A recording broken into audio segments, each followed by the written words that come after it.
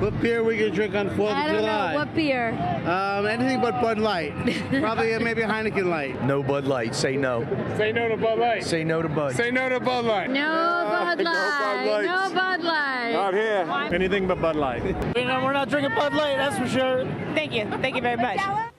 Yikes, Americans are not quitting their Bud Light boycott, and the beer brand's value has dropped so much that some stores are now selling a 30-pack for just $8.99. Yeah, one warehouse manager tells the New York Times, at this point, it's cheaper than some of the cases of water we're selling in the back. It's just not moving like it used to. Outkick host Tommy Lahren joins us now. Tommy, good morning to you. Happy 4th of July. This interview with the warehouse manager was really enlightening because he also told the New York Times that Anheuser-Busch has made a mistake when its marketing broke what he calls the bar rules. That means no politics and no religion. Yeah, exactly. And the reason this has such staying power is that they found something that conservatives really care about, and that's beer.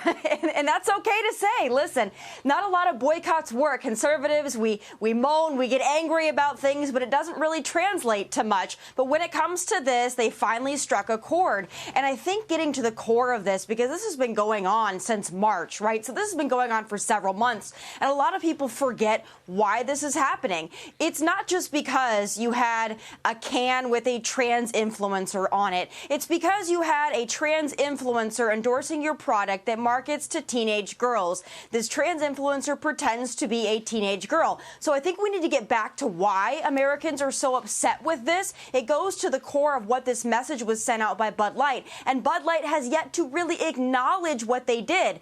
They'll put out patriotic ads. They'll try to sweep it under the rug. But until they explicitly address what they did, this hemorrhaging is not going to stop. Yeah, you talk about them putting ads out, but not really coming out and saying what they did. Bud Light just launched a new ad campaign with NFL star Travis Kelce, plays for the Chiefs.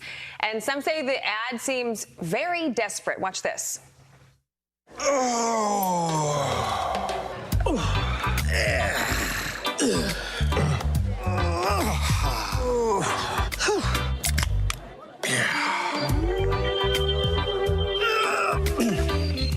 Tommy, honest opinion, even seeing stuff like this in these ads, do you think Bud Light can really dig themselves out of this hole they've created?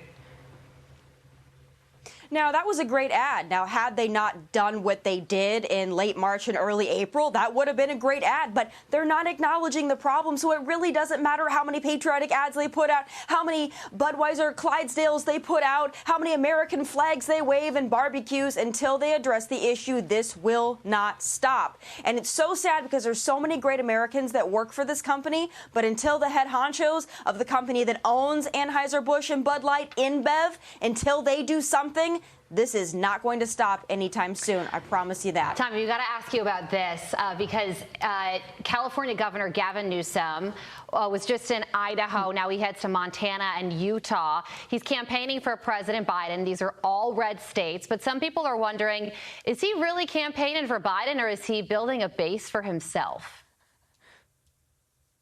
Yeah, I mean, Gavin, tell us you're running for president without telling us you're running for president. There would be no reason for him to traverse across the country like that spy balloon if he wasn't running for president. And I know that you guys have seen the iconic Disney film, The Lion King. Every time I see Gavin Newsom, I'm reminded of that scene where Scar is holding Mufasa right over the cliff, because that is exactly what Gavin Newsom is doing to Joe Biden. I see it every single time. He can try to convince us left, right, and center that he's not running, but I think we all know that's the case. The question is, when will he announce? It's got to come pretty soon. I would say give it maybe end of the summer. You're going to see an announcement from Gavin Newsom, and I want that on the record. Over 500,000 Californians have fled the state between April 2020 to July 2022. So he's definitely going to have to contend with that if he does.